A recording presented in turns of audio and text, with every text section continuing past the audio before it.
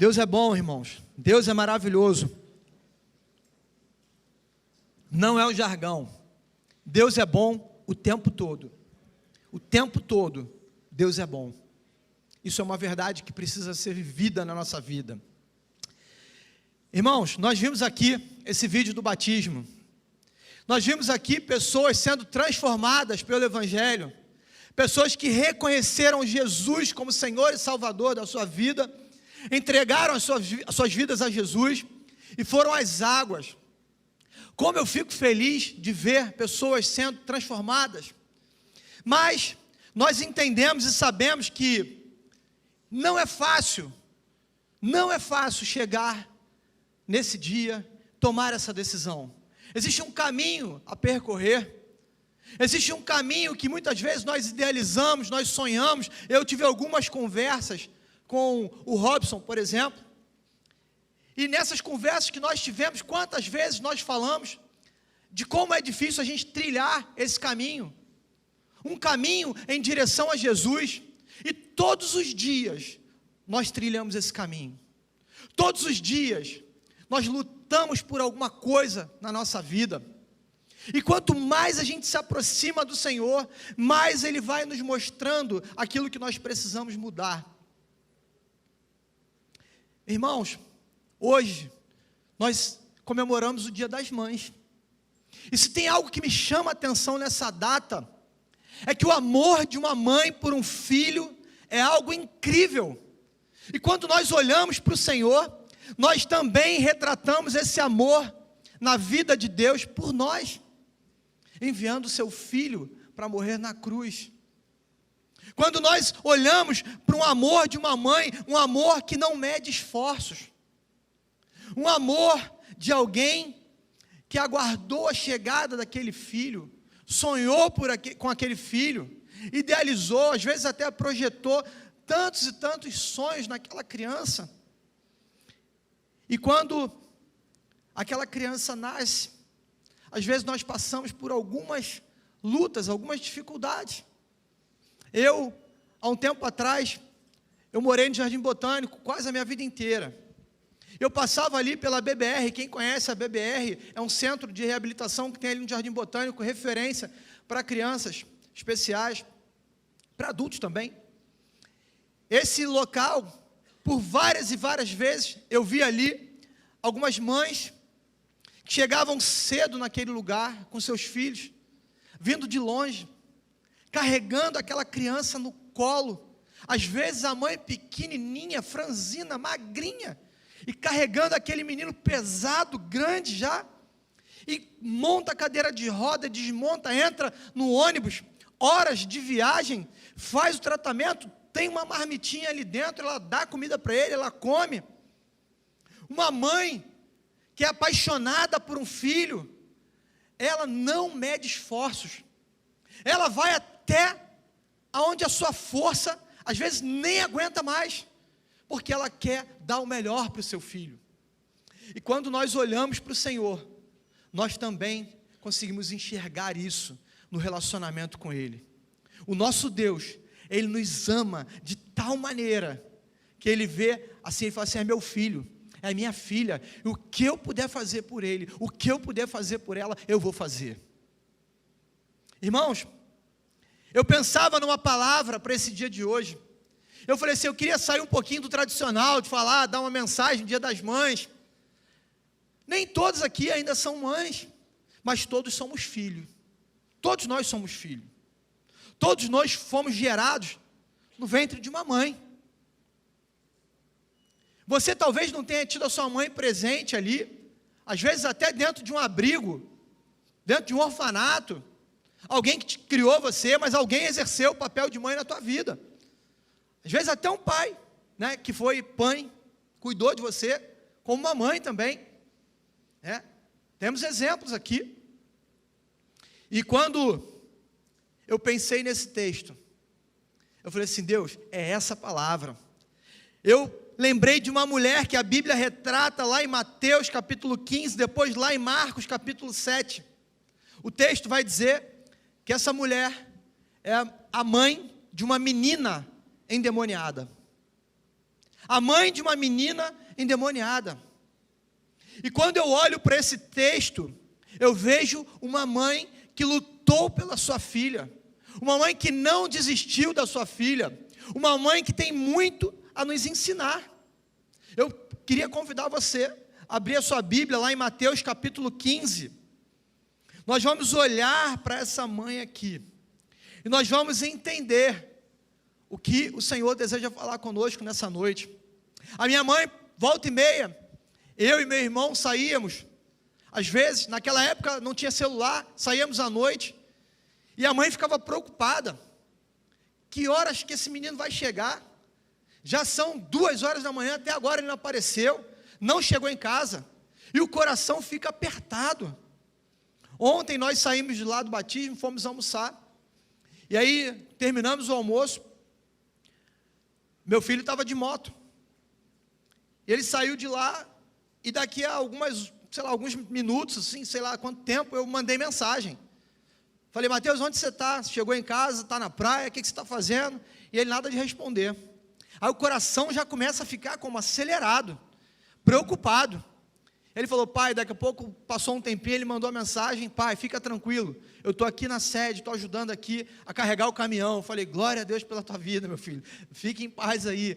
O coração fica apertado, porque a gente sabe o perigo que é o mundo. Nós amamos os nossos filhos e queremos o melhor para eles.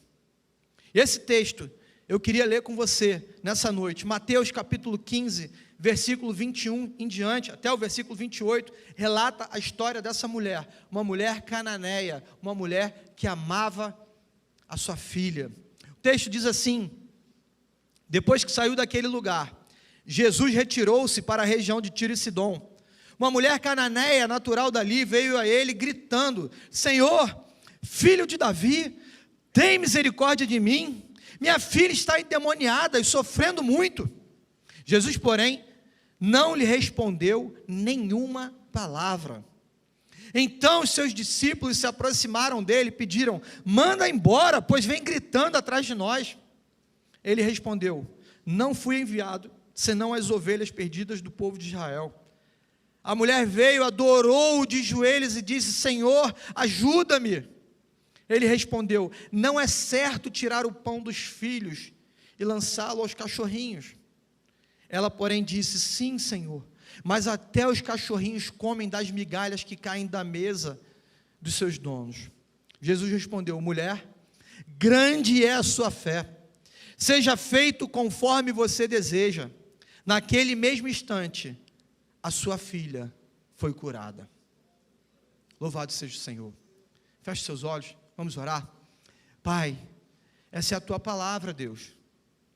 Nós queremos te pedir, Deus, que em nome de Jesus o teu Espírito Santo possa falar conosco nessa noite, Pai. Possamos ouvir a tua voz, Senhor. Possamos entender aquilo que o Senhor deseja nos ensinar nessa noite. Nós te oramos, no nome de Jesus. Amém e amém. Queridos, esse texto, ele relata aqui a chegada de Jesus na região de Tiro e Sidom, onde você conhece hoje como a região do Líbano. O texto diz que havia uma mulher, e essa mulher, ela era uma mulher cananeia, de origem dos cananeus. Era um povo pagão, era um povo idólatra, era um povo que não se dava bem com o povo judeu. Era um povo que, quando o judeu passava e via um cananeu, ele virava suas costas. E eu fico imaginando, até o povo judeu, ele tem muito isso. Eu conversava essa semana com um amigo que foi para Israel, e quando o judeu ele não gosta de um determinado povo, e o camarada passa, ele cospe no chão, no sentido de, você, para mim, é uma pessoa nojenta.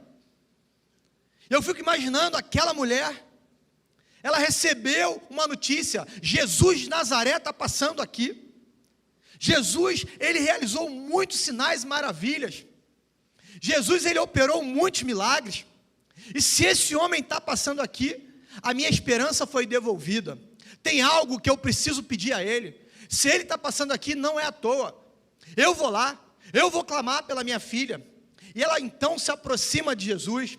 E quando ela se aproxima de Jesus, ela começa a clamar: Jesus, filho de Davi, tem misericórdia de mim. E Jesus se mantém em silêncio. Ele não dá uma palavra para aquela mulher nesse momento. Seus discípulos olham aquela cena, e eles se aproximam de Jesus, como quem diz o seguinte: Jesus, olha só, despacha logo essa mulher, ela está perturbando. Manda essa mulher embora. Ela vem gritando aqui atrás da gente. Manda essa mulher embora. Acaba logo com esse negócio. Mas Jesus, ele então se volta para aquela mulher. Ele começa ali um diálogo com ela. Ele começa então a conversar com aquela mulher. E aí Jesus faz uma ilustração aqui, falando que não era certo tirar o pão, o alimento da boca dos filhos para dar aos cachorrinhos. O judeu, ele não identificava o cachorro como um animal de criação ali em casa, domesticado, não. O judeu, ele olhava como um animal imundo. Mas o cananeu, ele tinha o cachorrinho ali na casa dele. E aquele momento, aquela mulher, ela diz: é verdade, você tem razão. Não é justo tirar o alimento da boca do filho para dar para o cachorro. Mas o cachorro fica ali, na beirinha da mesa. E quando cai aquela migalha no chão, ele vai lá e pega. Ele come, ele se alimenta daquilo. Naquele momento, Jesus olha para aquela mulher. Ele fala assim: ela entendeu. Ela sabe quem eu sou. Ela sabe quem eu sou. Ela sabe de onde eu vim. Ela me conhece. E ela não apenas ouviu falar dos milagres que eu realizei. Ela sabe que eu sou da linhagem de Davi. E aí então, Jesus fala para aquela mulher: por conta da tua fé, a tua filha está sendo curada agora. Imediatamente, o texto diz que imediatamente aquela menina foi curada. Imediatamente aquela menina foi restaurada. Irmãos, existem algumas lições que eu queria compartilhar com vocês a partir desse texto, a partir dessa história. O amor dessa mãe, ele nos ensina. O amor dessa mãe, ele traz alguns ensinamentos para mim e para você. O título dessa mensagem: um amor que nos ensina. A primeira lição que eu vejo nesse texto aqui: o amor dessa mãe nos ensina a transformar a dor em adoração. Olha o que diz lá no versículo 22, uma mulher cananeia, natural dali, veio a ele gritando: Senhor, filho de Davi, tem misericórdia de mim, minha filha está endemoniada e sofrendo muito. Havia uma dor no coração daquela mãe. Aquela mãe estava ali vendo a sua filha endemoniada. Eu fico imaginando aquela mãe sofrendo com aquilo, olhando para aquela menina sem saber o que fazer. Já devia ter buscado todo mundo que ela conhecia naquela cidade.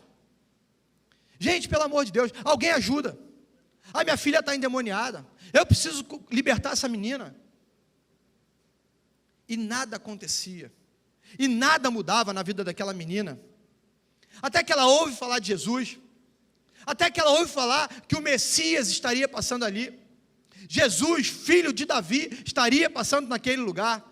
Eu não sei se você já viu alguém endemoniado. Eu, quando era adolescente, fazia parte de uma igreja pequenininha, igreja batista, lá no Horto. E a igreja, volta e meia, estava fazendo obra. E nessa ocasião, nós tínhamos uma obra grande ali sendo realizada. E todo final de semana a gente fazia mutirão na igreja. Sábado era dia de mutirão lá na igreja. Então a gente ia para a igreja na sexta-feira, dormia na igreja, para sábado de manhã cedinho, a gente acordar e trabalhar ali na igreja. Está aí uma boa ideia para você que nunca participou de mutirão na igreja. Nós temos algumas coisas para realizar aqui, podemos marcar aí uma sexta-feira, a gente vem para cá, faz uma vigília, a gente brinca, a gente se diverte, a gente louva, e no dia seguinte você pega aí o rolo de tinta, você pega aí o serrote, pega aí o martelo, e vamos fazer uma obra aí na igreja. Tem muita coisa para a gente fazer. Amém? Amém, irmão? Glória a Deus. Só não pode aparecer um endemoniado aqui, igual apareceu lá nessa igreja nesse dia. Um rapaz chegou lá e pediu para o pastor para trabalhar na igreja. O pastor olhou aquele jovem e falou assim: bom, eu vou te acolher. E aí trouxe aquele jovem e contratou ele como auxiliar de pedreiro lá na igreja. Naquele dia a gente estava dormindo numa salinha lá da igreja. De madrugada, aquele menino levanta com uma machadinha na mão, dizendo que ia matar todo mundo, completamente transtornado, endemoniado, irmãos. Você imagina, um jovem, por volta de 18, 19 anos, uma machadinha na mão, falando que ia matar todo mundo. A porta, meu irmão, eu não sei como, mas todo mundo passou de uma vez só. Era um tal de corre para lá e corre para cá, todo mundo muito inexperiente, sem saber o que fazer. Um orava, pedia para o demônio sair, o outro mandava repreender, o outro mandava queimar, o outro mandava... O demônio falava assim: e aí, o que eu faço? Saio, fico, queima, amarra? Como é que faz? E naquele dia, meus irmãos, o diabo se manifestou na vida daquele menino. Nós conseguimos contornar toda a situação, o garoto dormiu. Só Deus sabe como, todo mundo ficou naquele dia ali, né? Ninguém mais dormiu.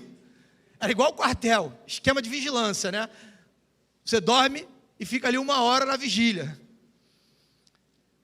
Passado uma semana, nós tínhamos uma reunião de oração que acontecia nos lares, como se fosse uma célula. E aquele jovem foi para uma daquela reunião. Chegou lá naquela reunião, aquele menino manifestou de novo.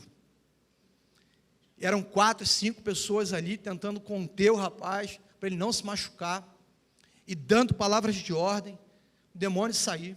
Uma guerra espiritual, meu irmão. Triste ver aquele menino naquela situação. A situação foi contornada. Fomos embora. Quando chega no ponto de ônibus, o garoto manifestou de novo. Ele manifestou e ali o demônio começou a tomar ele de uma forma, aquele espírito imundo no corpo dele, e ele correndo pela rua, dizendo, o demônio dizia: eu vou te matar, eu vou te matar, eu vou te matar, e ele querendo pular à frente dos carros que passavam. Em determinado momento ele corria para frente dos ônibus querendo se jogar, e o demônio falava assim através dele: eu quero comer carne crua. Uma coisa desesperadora, uma cena horrível. E quando eu li esse texto, eu imediatamente lembrei desse jovem. Até que por fim, nós conversamos com ele, tentamos entender aonde é que estava a brecha. Por que aquele demônio não saía de jeito nenhum? Tinha alguma coisa ali.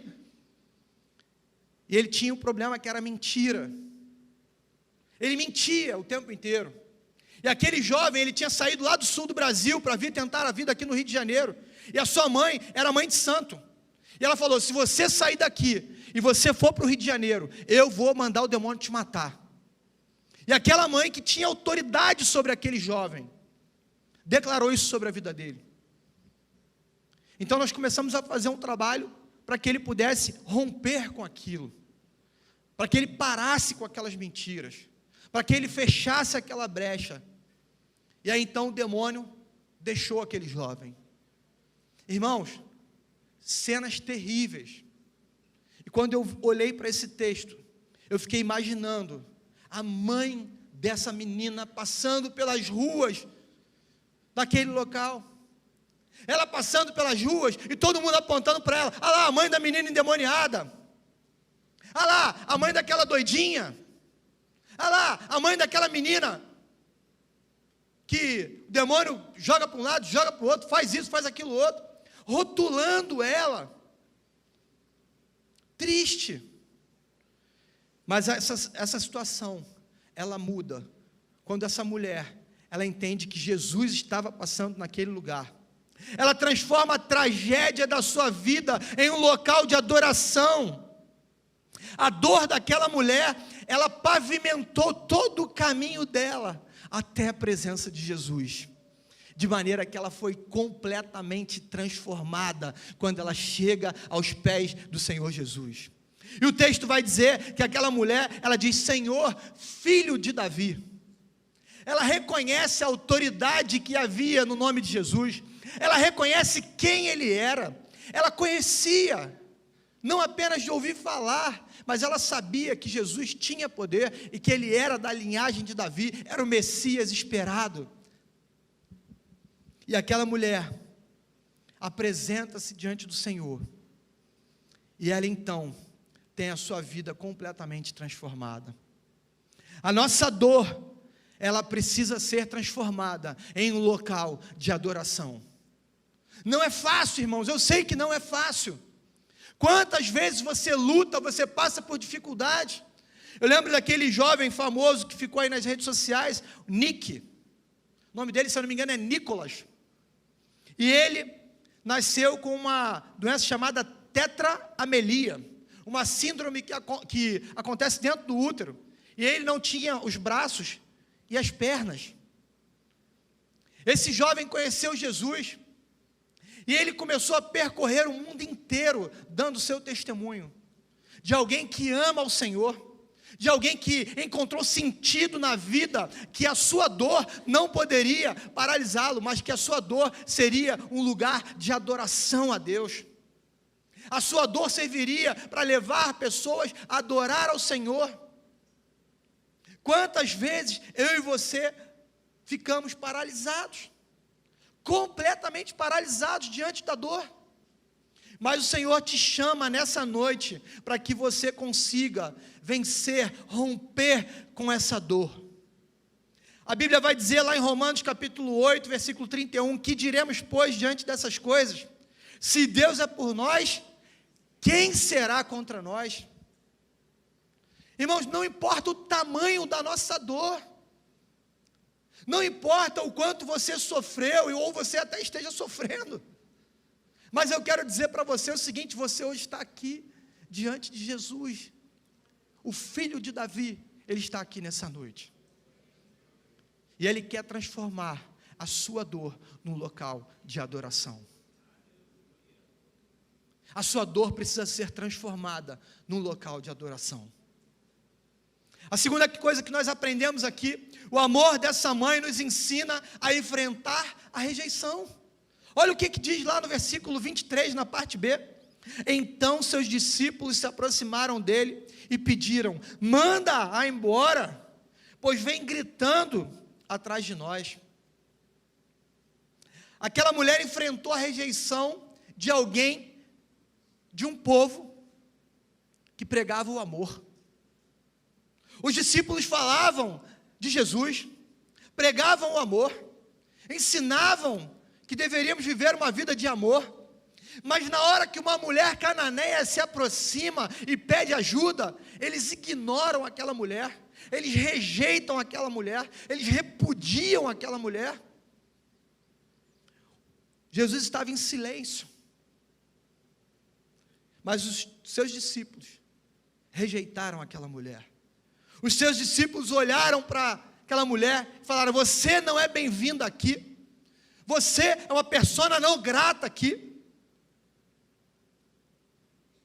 Aquela mulher sentiu a dor da rejeição e do desprezo. Aquela mulher foi encontrada ali naquele local com a necessidade. Uma mãe que estava com uma filha passando por maus bocados, e ela vai buscar ajuda. Ela foi na igreja, ela busca ajuda na igreja, e a igreja fecha as portas para ela. A igreja diz para ela assim: aqui você não é bem-vinda. Irmãos, os discípulos, eles nos ensinam aqui como não fazer. Como não fazer. Não rejeite ninguém. Não rejeite pelo pecado, não rejeite pela condição social, não rejeite pela etnia, não rejeite pela aparência, não rejeite em momento algum. Abrace, acolha, seja amoroso, seja Jesus na vida de alguém.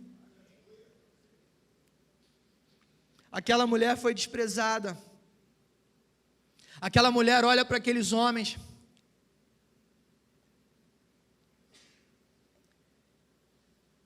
imagina ela pensando assim: se aqui não tem solução para mim, aonde eu vou encontrar?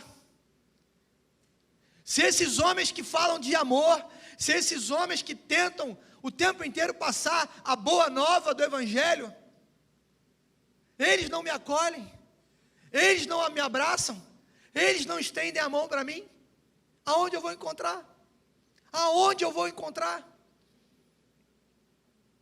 Eu lembro que o Lucas, nosso filho mais velho, que também faleceu há 2 anos atrás, já falei aqui sobre ele chegou na idade de ir para a escola. E aquela fase onde a gente começou a procurar uma creche para levar o Lucas. Mas o Lucas, ele tinha uma paralisia cerebral e a sua parte cognitiva era bastante comprometida.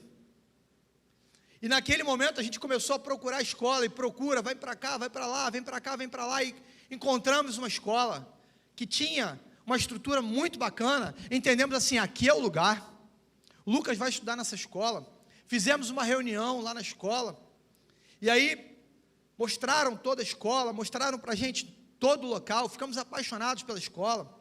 Marca uma outra reunião, e aí conversa com o corpo pedagógico da escola. Foram algumas reuniões ali, até que pediram uma reunião final para dar o veredito, e a palavra foi: o seu filho não vai estudar aqui. Nós não temos condições de receber o seu filho, nós não vamos aceitar o seu filho aqui. Meu irmão, pensa num pai e numa mãe furioso. Nós saímos dali com o coração quebrado, né? A mãe fala assim: mexe comigo, mas não mexe com meu filho não, né? Bate em mim, mas não bate no meu filho não. Pode me rejeitar, mas não rejeita meu filho não. E a gente saiu daquele lugar chateado demais, triste demais, porque rejeitaram nosso filho naquela escola. Nós não conseguíamos olhar para aquela situação e falar assim: bom, se a escola não aceitou, melhor para ele, a gente vai achar uma outra escola. Não, a gente não conseguia entender isso naquele momento. Naquele momento o que a gente sentiu foi a dor da rejeição. Olhamos para aquela situação e falamos assim: espera aí, meu filho não é bem-vindo nessa escola. E a gente sonhando já, imaginando o Lucas ali estudando naquela escola, interagindo, socializando com as outras crianças. Mas não foi isso que aconteceu. Algum tempo depois, uma outra escola, uma outra creche ficou sabendo dessa situação, nos procurou e falou: olha, nós queremos convidar vocês para trazer o Lucas para cá. E lá o Lucas passou algum bom tempo ali estudando e sendo cuidado. Que escola bacana, que tempo bom para ele foi aquilo. Mas até nós chegarmos nesse momento, a dor da rejeição, ela estava ali dentro. A dor da rejeição, ela permanecia. E a Bíblia, ela é recheada de histórias de pessoas que viveram a rejeição. Paulo foi um desses homens. O apóstolo Paulo, quando ele estava ali para ser julgado, ele se encontra preso e sozinho. Até os seus haviam abandonado. E Paulo sente a dor da rejeição. Paulo sente então a tristeza de chegar no fim da sua vida e de estar sozinho. Nós, por muitas vezes, enfrentamos a dor da rejeição ao longo da nossa vida. Talvez você tenha sido alguém rejeitado, rejeitado pelo seu pai, rejeitado pela sua mãe, rejeitado em algum emprego, rejeitado em alguma igreja, sentiu a dor da rejeição até mesmo numa célula, alguém que não te acolheu bem, alguém que falou palavras duras para você. Mas essa mulher cananeia, ela nos ensina que nós precisamos colocar diante do Senhor todas as nossas frustrações. Ela nos ensina que o Messias, quando ele está ali, aquele que foi falado lá em Isaías 53, capítulo 3, que ele viria, ele também foi desprezado e rejeitado pelos homens, um homem de dores, experimentado no sofrimento, como alguém de quem os homens escondem o rosto, foi desprezado e não o tínhamos em estima. Isaías 53, versículo 3, está falando de Jesus, apontando para aquele que seria também desprezado pelos próprios judeus, pelo seu próprio povo. Jesus enfrentou a dor da rejeição. Mas o texto diz que aquela mulher, ela se aproxima de Jesus. A mulher cananeia, que enfrentou a dor da rejeição, ela pega a sua dor, coloca no bolso e fala assim: eu tenho algo muito maior agora, é a cura da minha filha. Eu preciso dessa cura. Jesus está aqui. Eu vou permanecer, eu vou até lá. Eu vou insistir. Eu quero a cura dela. E o texto diz que ela se aproxima de Jesus. E Jesus libera uma palavra. E Jesus cura aquela mulher, a filha daquela mulher. Eu quero te dizer que não importa a rejeição que você viveu na sua vida, o Senhor é capaz de curar toda e qualquer ferida. Toda e qualquer ferida. A sua dor de rejeição não é maior do que o amor de Deus por você. Não é.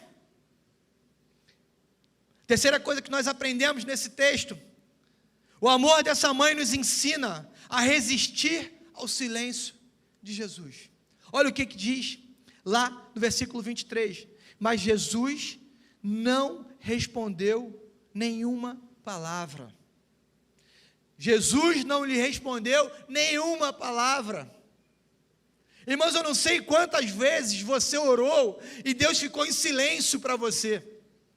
Quantas vezes você orou e você não teve a sensação seguinte: a minha oração não passou desse teto, porque eu não tive resposta naquilo que eu clamei. Às vezes a gente se sente um fracassado, porque a gente ora, a gente pede, a gente clama com toda a fé que vai acontecer, porque você está diante de Jesus de Nazaré. Você está diante de Jesus, e você fala assim: vai acontecer, hoje Ele vai fazer, a porta de emprego vai se abrir, o marido vai voltar para casa, a esposa vai retomar, o amor vai reinar no meu lar, a paz vai reinar, hoje vai, eu vou passar aquele concurso. Mas o silêncio de Deus, ele permanece. Meu irmão, eu não sei você, mas eu quantas vezes falei para Deus assim: Deus, diz um não, mas fala alguma coisa. Fala alguma coisa, Deus. E Deus permaneceu em silêncio por muitas vezes na minha vida. Aquela mulher se apresenta diante de Jesus, e Jesus não dá uma palavra para ela. Jesus fica em silêncio. Eu fico imaginando que aquele momento em que Jesus não fala nada, aquele silêncio sepulcral, aquela mulher deve ter imaginado assim: será que eu falei alguma besteira? Será que eu pedi alguma coisa errada? Será que eu estou clamando para a pessoa errada? Não, Ele é Jesus, Ele é o filho de Davi, Ele está aqui. Aquela mulher insiste, e aquela mulher alcançou a cura da sua filha. Às vezes Deus testa a nossa condição espiritual, irmão. Às vezes Deus testa, Ele prova o grau da sua perseverança. Você clama e as coisas não acontecem, a vontade que dá o quê? Desistir, pô. Desistir. Eu estou 5 anos, pastor, orando por isso, e não acontece. Eu tenho testemunho de pessoas que oraram durante anos e anos e anos da sua vida por algo. Morreram e não tiveram resposta. Meu irmão, aí você me pergunta assim: pastor, por que isso acontece? Não sei te dizer. Eu sei que Deus, Ele é soberano sobre todas as coisas. Eu falo assim, lá no céu, deve ter uma fila, eu falei isso para a Rayane, deve ter uma fila, que é a fila da DR. E na fila da DR, eu vou estar lá. Você vai me encontrar lá, irmão. Se você for para lá, você vai me encontrar. Que eu falei, chega lá, eu vou ter que ter um tete a tete com o pai. Falar para ele: Deus, por que isso aconteceu? Por que isso aconteceu? Por que naquele período ali, ó, eu clamei. Quantas vezes, Deus? E não aconteceu. Eu falei assim: não é possível. Tem alguma explicação para isso? Mas a palavra do Senhor diz que Deus, Ele é soberano sobre toda e qualquer situação. Quando nós olhamos para a palavra do Senhor, nós vemos ali Marta e Maria querendo a cura de Lázaro. Lázaro estava enfermo, ele estava doente. O texto diz que Lázaro, ele estava doente. Naquele momento, houve um silêncio de Jesus. Aquele silêncio de Jesus levou Lázaro à morte. O povo cria que Jesus poderia livrar Lázaro da enfermidade, mas não sabia que Jesus poderia livrar Lázaro da morte. E muitas vezes, Deus permite que isso aconteça, para que a gente veja um milagre maior ainda. Maior ainda. Aconteceu isso com Lázaro, estava morto, e Jesus ressuscitou Lázaro. Quando nós olhamos também para a filha de Jairo, a filha de Jairo estava doente, era uma enfermidade. Jesus demorou, e o texto vai dizer que a menina morreu. Entretanto, Jesus fez algo muito maior na vida daquela menina. Jesus ressuscitou aquela menina. Talvez você esteja vivendo o silêncio de Deus. Talvez Deus esteja quietinho e ainda não se manifestou para você diante de determinadas situações que você está vivendo. Mas eu quero dizer para você, continue crendo. Continue entendendo que Ele é soberano sobre toda e qualquer situação. Meus irmãos, você vai experimentar um milagre muito maior, em nome de Jesus. E por último, o amor dessa mãe nos ensina a revelar a nossa humildade diante de Jesus. O texto diz assim, lá no versículo 26 e 27, ele respondeu: não é certo tirar o pão dos filhos e lançá-los aos cachorrinhos. Disse ela, porém, sim, Senhor, mas até os cachorrinhos comem das migalhas que caem da mesa de seus donos. Jesus, quando ele fala aqui, de tirar o pão da boca dos filhos, para dar aos cachorrinhos, ele está dizendo para ela o seguinte: olha só, a sensação que dá quando a gente lê esse texto, se você não fizer uma boa exegese do texto, uma boa análise do texto, você vai entender que Jesus está sendo até grosso com ela. Parece que Jesus está dizendo para ela o seguinte: olha só, eu vim para os judeus, quem é você? Quem é você? A impressão que dá é que Jesus está sendo grosseiro com ela, mas não. Jesus está usando uma figura de linguagem que ela conseguiria compreender. Jesus então fala para aquela mulher assim: olha só, você não tiraria o pão da boca dos seus filhos para dar para os cachorrinhos? E ela fala assim: é verdade, mas as migalhas que caem no chão, é dessa que os cachorrinhos se alimentam. E se você está dizendo que você veio para os judeus, eu sou uma gentia, ok, eu só estou dizendo para você o seguinte: Deus, cura minha filha, eu quero só essa migalha. Ela chega com humildade, reconhecendo que Ele era o Messias, reconhecendo que Ele era Deus, reconhecendo que Ele era o Senhor. Eu lembro que lá na sede, o pastor José contava a história de uma senhorinha, lá de Santarém. Essa senhorinha, ela era analfabeta, da igreja lá do pastor Ebi Uber. Essa mulher, ela não sabia ler, ela não sabia escrever, mas ela era líder de célula. Aí você fala assim: pastor, como é que ela lia o roteiro? Um irmão pegava o roteiro, lia, gravava e mandava para ela no WhatsApp. E aquela mulher, o que ela sabia fazer de bom era um bolo de laranja. Ela fazia um bolo de laranja como ninguém. E ela convidava as pessoas para a célula dela. E aquele amor, aquela humildade, aquele carinho, aquela paixão por vidas, aquela paixão por gente, era tão contagiante, mas tão contagiante, que a célula dela crescia, e crescia, e crescia, e multiplicou, e daqui a pouco ela se tornou uma líder de setor. Olha que coisa linda. Porque, meu irmão, só o Espírito Santo de Deus pode fazer essas coisas. Ele procura um coração disponível, um coração humilde, alguém que fala assim: eis-me aqui, Senhor, pode me usar, eis-me aqui, Senhor, eu quero fazer parte disso. Essa mulher, ela se aproxima de Jesus, e ela fala: Jesus, olha só, eu estou aqui, eu preciso que minha filha seja curada. Me diz o que eu tenho que fazer. Jesus, quando olha para o coração daquela mulher, o texto diz que ele viu fé no coração dela. Será que Deus tem olhado para o nosso coração, Ele tem visto fé no nosso coração? Será que o seu coração hoje tem fé?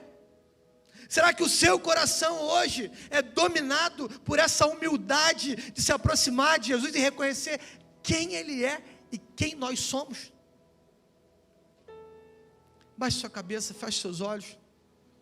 O Senhor, Ele nos chama para viver uma vida como essa mãe, uma vida de humildade diante do Senhor, uma vida que resiste ao silêncio quando Deus está em silêncio, uma vida que enfrenta as rejeições da vida, encara as rejeições, mas uma vida também que transforma a sua dor em adoração.